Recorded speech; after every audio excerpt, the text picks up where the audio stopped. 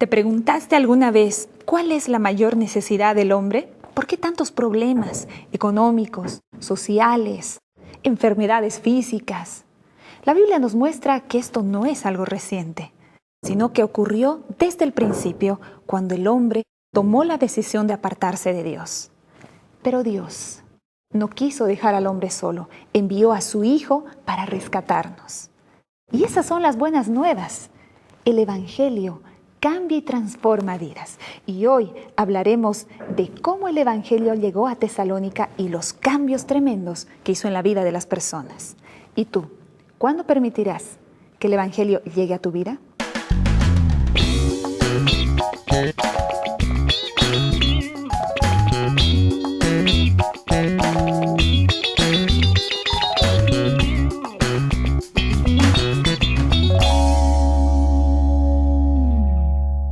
Al inicio del programa hablábamos de Mowgli, pero tú no eres Mowgli, ¿cierto?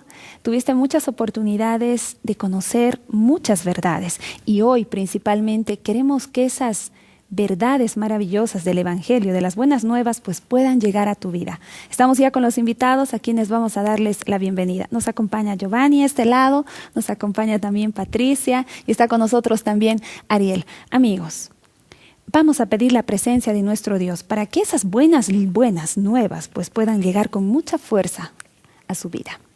Vamos a hacer una oración. Por favor, Pati, ¿nos puedes guiar en oración? Oramos.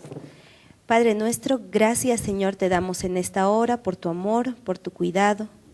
Gracias por la oportunidad que nos das de meditar en tu palabra. Quédate con nosotros ahora y dirige por favor todo lo que se vaya a decir.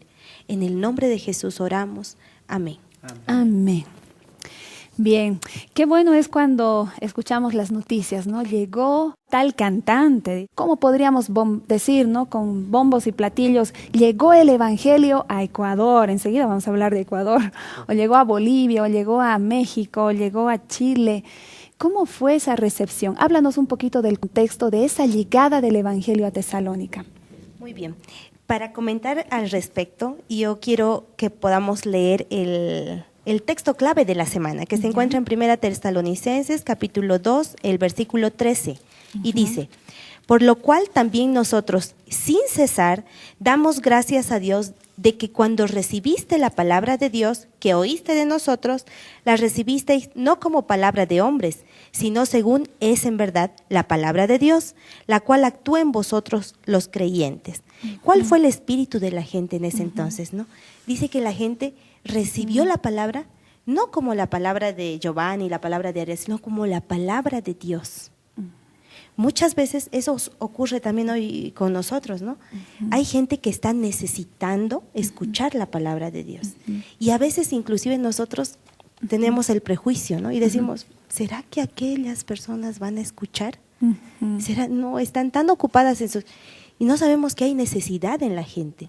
Hay gente que necesita escuchar las buenas nuevas del Evangelio, así como en Tesalónica. Tal vez es porque no había mucha promoción, mucha publicidad. Como bien tú dices, no hay gente que probablemente algunos digan, no, el Evangelio no es para mí. Pero la pregunta es, ¿conocen el Evangelio? Es interesante, nadie puede decir que algo es bueno si no lo probó. Y alguien necesita contárselo que es bueno o recomendárselo. Es como cuando se promociona un producto. Mira, eso es bueno. Entonces, cuando alguien ya lo pruebe, así es excelente, así es como se regaba el Evangelio. Pero también alguien necesita contarlo. Y la necesidad de las personas va a influir mucho en la capacidad de recepción que ellos tengan del mensaje, ¿no? Exacto. Porque yo voy a compartir, por ejemplo, el ejemplo de mi papi. Cuando mi papi conoció la iglesia, él estaba atravesando una situación muy difícil en la casa. Él era un bebedor continuo, podríamos decir, ¿ya? Como la gente tal vez que estaba en Tesalónica, ¿no? Correcto, seguramente era gente que tenía necesidad de un cambio en su vida. Mi papi bebía constantemente, mi mamá ya estaba cansada, porque papá trabajaba y todo el dinero que ingresaba a la casa era para satisfacer su vicio, ¿no? Y esa es la realidad que se vive en muchos países. Exacto. Entonces, cuando él llegó a la iglesia, él necesitaba un cambio urgente en su vida. O su hogar se destrozaba o él cambiaba de vida. Y el Señor llegó en el momento justo. Una noche mi papi fue a la campaña de evangelismo y esa noche Creyó. fue suficiente para que él cambiara la vida. Nunca más volvió a tomar una copa de bebida, nunca más. Y su vida dio un cambio de 360 grados, porque él necesitaba un cambio en su vida. ¿Cómo y el afecta Evangelio llegó en ese momento. En ese momento. ¿Cómo afecta el creer, no? Porque las noticias pueden ser muy buenas, ¿no, Ariel? Es lo que quería decir, acotando un poquito lo que estábamos hablando ahí antes de hablar de la confusión, que si bien es buena la actitud, está la necesidad, si no hay el poder divino, realmente no hay fruto, ¿no? No hay evangelio. Y bueno, viendo un poquito lo que ha sido el estudio de la lección, se confunden muchas cosas, sí. Hay muchas cosas que dan para, qué sé yo, no entender. En este tiempo, como ahora, también hay muchas cosas que nos confunden, especialmente a los jóvenes, ¿no? Tantas dudas, tantas cuestiones. En aquel tiempo había una confusión en la persona de Jesús, que está mencionada en la Biblia, que está presentado como el Mesías, tal vez porque ellos no lo conocían, no lo habían visto. Nosotros ya tenemos ese privilegio de poder ahora decir, esto fue así, entonces yo me doy cuenta. Pero está justamente, Ariel, eso es lo que menciona la palabra de Dios, que para el poder disipar confusiones hay que leer la Escritura. Y voy a mencionar un poquito la historia de Filipos, porque allí es donde a Pablo y Silas, justamente lo que la Biblia menciona es que fueron encarcelados, fueron tomados prisioneros, perseguidos, y después de eso, recién ellos fueron expulsados y llegan a Tesalónica. Y esa es la providencia de Dios, no hay otra manera. Muchos de nosotros también hemos conocido el Evangelio por providencia de Dios. No porque nosotros hayamos buscado, sino porque en algún momento Dios se cruzó en nuestro camino y nos dio las buenas nuevas. Porque Dios tiene su camino exactamente para cada persona, para cada uno, y eso es importante destacar, ¿no? ¿Y dónde llegaron después de Tesalónica? Bueno, en realidad allí se quedaron por un tiempo porque el Evangelio Era fue necesario muy que sea predicado. Correcto. After. Entonces, de Filipos pasan a Tesalónica porque son expulsados. Primero fueron llevados a la cárcel, los golpearon, los maltrataron, hubo un terremoto, Dios de manera providencial los salva, son expulsados del pueblo y ellos pasan ahora justamente a Tesalónica. Y en ese lugar es donde ellos utilizan una estrategia muy particular para predicar el Evangelio. Y ojo, una cosa, qué lindo es, ¿no? Este tema del Evangelio. En la misma cárcel, y por providencia de Dios precisamente, hasta el mismo carcelero, ¿verdad?, tiene la oportunidad de convertirse y todo eso. Y bueno, ahí siguiendo el relato que estamos diciendo, están estas dos, lo que decíamos en un momento, la confusión, ¿verdad? Están estas dos personas, si quieren, estas dos perspectivas del Mesías, que en aquel momento ellos no lo pudieron comprender porque obvio, estaban en el tiempo, en su tiempo presente. Así que mucho ojo con qué cosas nos pueden estar confundiendo a nosotros ahora en nuestro tiempo. Aquí está en Jeremías 23, 5 y 6, la primera perspectiva. Aquí vienen días, dice Jehová, en que levantaré a David renuevo justo y reinará como rey, el cual será dichoso y hará juicio y justicia en Israel, en toda la tierra, ¿verdad? Había una confusión en ese momento, ¿no? Tú lo estás mencionando, Ariel. Había un grupo de personas que estaban esperando al Jesús libertador. Había muchos problemas, ¿no? Mucho sufrimiento. El sufrimiento no empezó, no es ahora, ¿no? Había muchos problemas en ese momento, esperaban un libertador, pero no veían la otra cara de la moneda que tenía Jesús. No sé si podemos hablar un poco de esas dos facetas. ¿Tiene el texto, Pati? Tengo. No olvidemos que la nación judía en ese tiempo era prácticamente esclava de Roma, ¿no? O sea, eran sus siervos. Entonces, los judíos esperaban un libertador, un rey libertador. Y el Jesús humillado iba en contra totalmente de la esperanza que ellos tenían. Isaías 53, el versículo 3 nos dice: despreciado y desechado entre los hombres, varón de dolores, experimentado en quebranto, y como que escondimos de él el rostro, fue menospreciado y no lo estimamos. Eso sucedió con ellos. Ahí ¿no? están las dos figuras. Exacto. Las dos figuras que tenía el pueblo de Israel. Primero, el rey, el Mesías libertador, que menciona Jeremías, pero estaba la otra figura que era el siervo sufriente. Sin embargo, la nación judía solamente esperaban al Mesías libertador.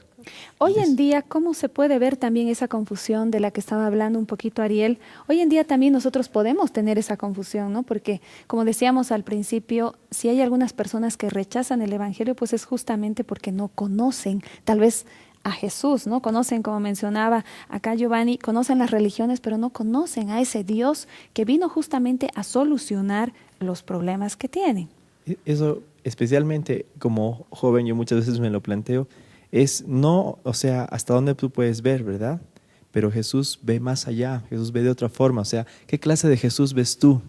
Porque hay uno que te presentan aquí, pero ¿qué clase de Jesús, qué clase de Salvador ves tú? Porque de repente la confusión estaba en lo que ellos querían, en lo que ellos pensaban, no el libertador, el conquistador grandioso, por la situación que estaban viviendo. Y era difícil entender ese Jesús que sufría, que se iba a entregar, o sea, no era concebible.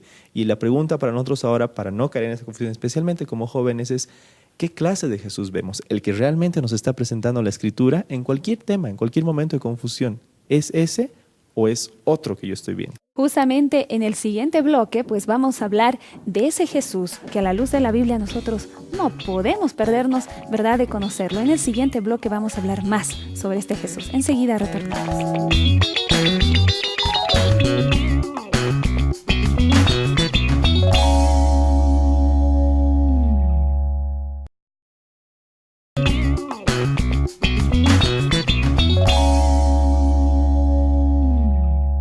La vida y el sufrimiento que nuestro amado Jesús pasó no fue un error trágico, sino la solución a todos los problemas que ustedes y nosotros tenemos. Y es eso justamente lo que estamos viendo ahora con los amigos acá que nos acompañan.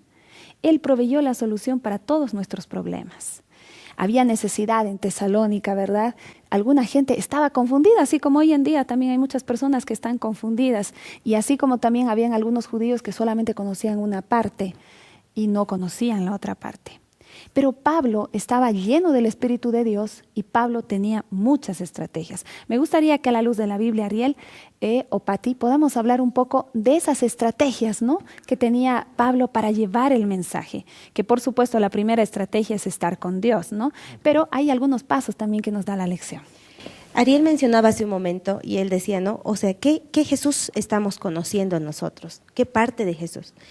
Pero aquí es importante también hacernos la pregunta, ¿qué Jesús estamos mostrando nosotros? ¿O cómo lo estamos mostrando? ¿A qué Jesús mostraba Pablo? Exacto. ¿No?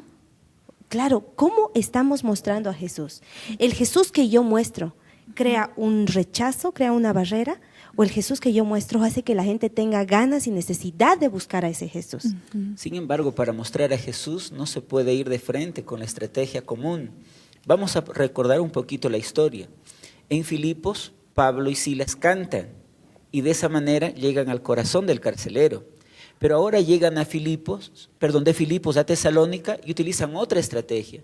Primeramente van el sábado a la iglesia y por 3 sábados comparten con ellos, se hacen amigos y después de eso, de haberles permitido predicar, de ponerse al frente, ellos utilizan una segunda estrategia, muestran lo conocido.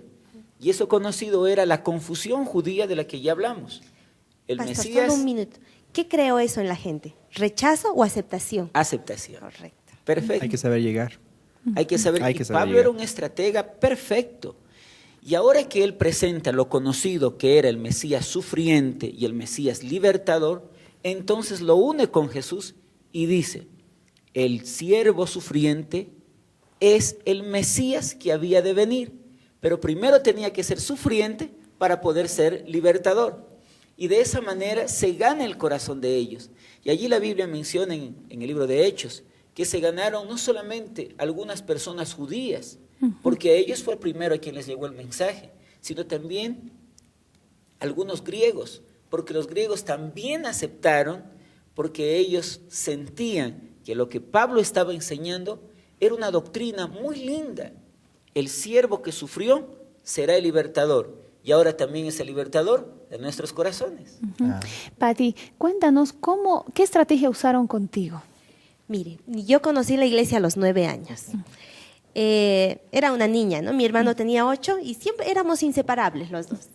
Y a una cuadra de la casa, un día caminábamos con mi mamá y vimos un cartel que decía, campaña de Semana Santa. Y había abajo unas letras grandes que decía premios, sorpresas, videos. Entonces, a mí como niña me llamó la atención eso. Entonces le dije a mi mamá, mami, ¿puedo ir? Mi mamá me dijo, ya. Fuimos y esa noche, miren la estrategia que utilizaron. Esa noche que fuimos con mi hermano, la hermana que era la encargada de los niños dijo, mañana quien traiga a una persona mayor va a recibir este hermoso cuadro. Era el cuadro de Jesús con la ovejita acá, precioso. Entonces yo dije, Conquista, ¿no? tengo que llevarlo a mi papá. Mi papi, como hace un momento yo les comentaba, estaba Están atravesando atendiendo, ¿no? Están una aprendiendo. mi papi estaba atravesando una situación muy difícil. Entonces, cuando yo lo invité, papi, por favor, me voy a ganar un cuadro, necesito que vayas conmigo. Yo iba por el cuadro, yo quería el cuadro, pero miren cuál era la providencia del Señor. Dios. El Señor sabía que Eso. esa iba a ser la solución para salvar Para el el matrimonio problema. en mi casa, ¿no? Qué maravilloso. Mi papá aceptó la invitación y fuimos a la iglesia. Nunca más salimos de la iglesia. Y por si acaso, ojo que estrategia puede utilizar cualquier elemento como un cuadro, ¿verdad? Qué sé yo, un mensaje de texto, este momento, pero si no es la providencia divina, y eso es muy importante, lo dijimos hace un momento, lo volvemos a decir ahora, si no hay la providencia divina, ese evangelio no es efectivo.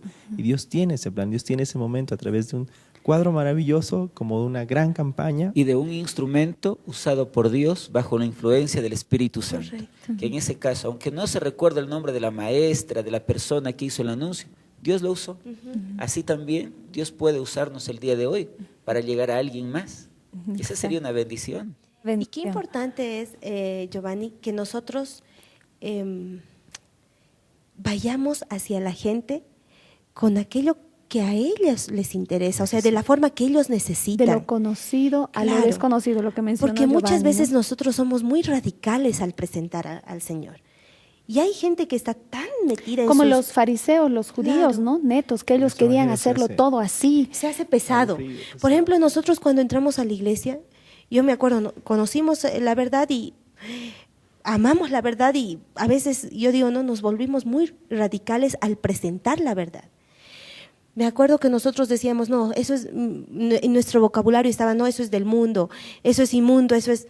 Mi mami no es adventista y mi mami decía, y si ustedes son del mundo, ¿qué soy yo? Soy extraterrestre, decía ella. Y las palabras Claro. que usamos. el Nuestra lenguaje. terminología, nuestra forma de mostrar a Jesús a las demás personas. Pero- ¿Crean aceptación o O ponemos rechazo. una barrera entre ellos y nosotros? Hemos hablado de la estrategia, ¿no? Y me parece muy bueno, pero la estrategia principal que Pablo usaba, no sé qué piensan ustedes, era el estar bien apegadito a Dios, ¿no? Porque, por ejemplo, soportar una cantidad de azotes, la cárcel, toda la persecución que él sufrió, no lo aguanta cualquiera. Yo no sé cómo tú podrías soportar, o tú, Giovanni, ir a la cárcel, que te golpeen, y aún en ese momento mostrar, porque es fácil mostrar en los buenos momentos que tú amas a Jesús, pero en los malos momentos, Es así, cuando uno hace alguna locura, tiene que hacerla por una de dos cosas. Primero, porque te pagan mucho dinero para hacer esa locura, o segundo, porque hay algún amor extraño, loco, extremo, que me lleva a hacer eso. Justamente yo creo que la juventud es la que hace cosas locas por amor, pero aquí hay una locura de amor, y es ir a la cárcel, salir de allí y llevar el evangelio. E ir a predicar. E ir a predicar. Entonces nosotros podemos mirar que ese modelo se repite en la Biblia. Un ejemplo, José tuvo que sufrir 13 años y después llegó a ser gobernador. Moisés, 40 años en el desierto, pasó un momento de sufrimiento para recién llegar a ser el libertador. De la misma manera, podemos mirar a David, a Daniel y el mismo Jesús. Jesús, dice la Escritura, tenía que sufrir para llegar a ser nuestro Salvador, el Rey de Reyes y Señor de Señores. ciertamente sabemos que Él lo hizo para darnos un ejemplo, ¿no? Pero en el caso nuestro es porque hay una necesidad de aprender, ¿no? No sé qué piensas tú, Giovanni o Patti, porque no podemos estar listos de entrada para soportar esas cosas. Necesitamos un desaprender y un aprender. ¿Qué piensas tú? Es que Jesús nos dejó el ejemplo, ¿no? Y como dice el título del día ese de la lección, los predicadores deben padecer. O sea, es así. Además, y Jesús nos dejó ese ejemplo. Pablo pasó por ello para que nosotros sepamos cómo enfrentar esa situación. Pati, tú tienes una niña preciosa. ¿Y cómo fue el proceso de enseñarle a ella, digamos, el primer día de clases, ¿no? Me imagino que a ella le costó, como a todos, ¿no? Aprender a escribir, aprender a leer. Y eso para ella fue un sufrimiento, pero hoy en día no es más. Pero cada vez hay nuevos desafíos. Nosotros a veces vemos la parte del crecimiento, la enseñanza, la capacitación como sufrimiento. Pero en la Biblia, sufrimiento se lo muestra de otra forma, ¿no? Se lo muestra como parte de mi crecimiento. Es que cada día, Katy, nosotros aprendemos. Y a veces para aprender ciertas cosas es necesario que suframos algunas cosas. La vida del cristiano tiene que ser un constante desarrollo, un constante aprendizaje, un constante crecimiento, claro.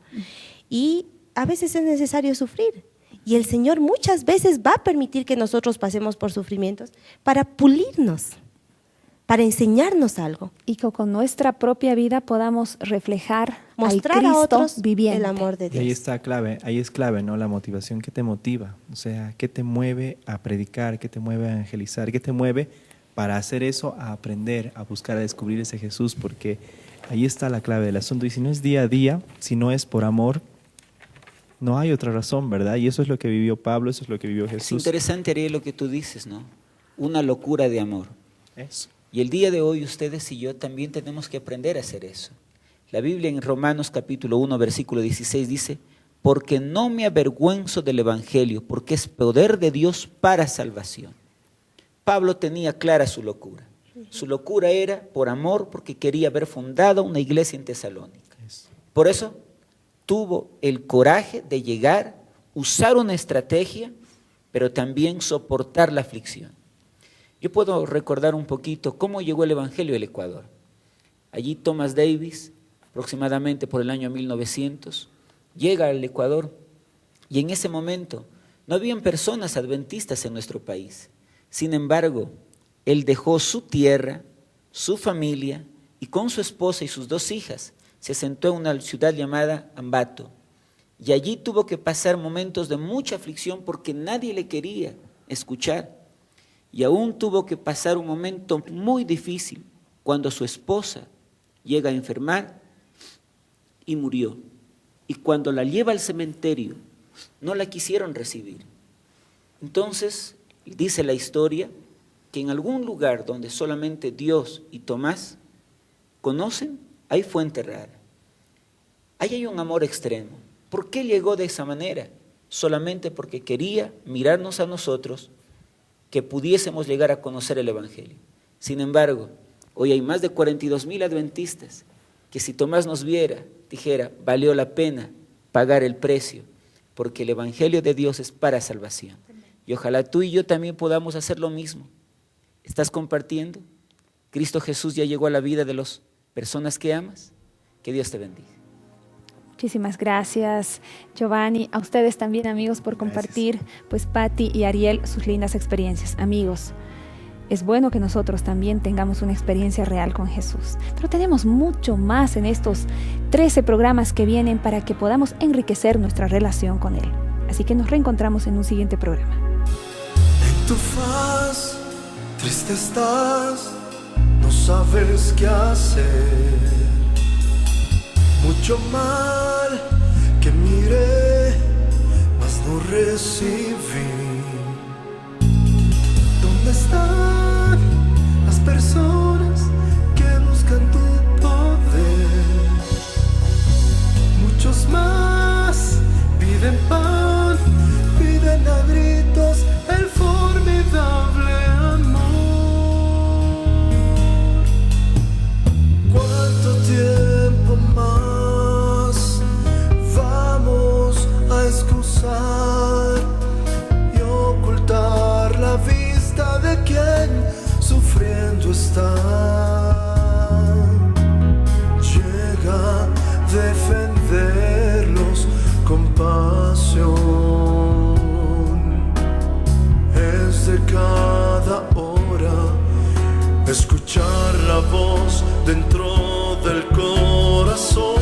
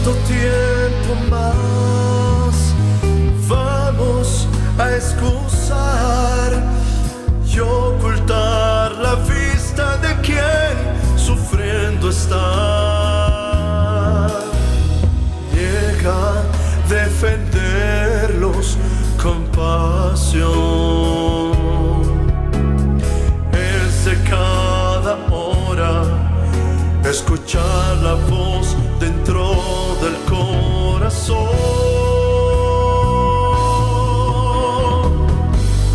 Vamos a cambiar a un mundo, expandiendo ese amor a muchos más. Mucha paz de amor profundo, la esperanza que conforta el corazón. Basta solo que usted le dé la mano.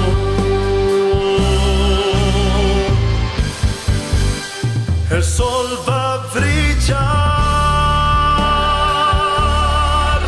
extendiendo más amor, y así restauraremos vidas hoy. Un abrazo, una sonrisa del hermano.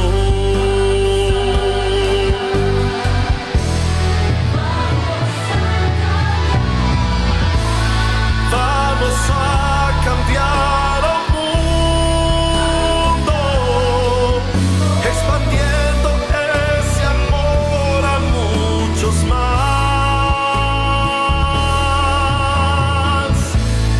Mucha paz y amor profundo, la esperanza que conforta el corazón.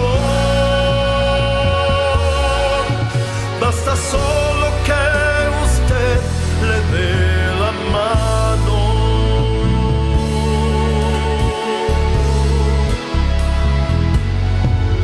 Basta solo que usted le dé la mano.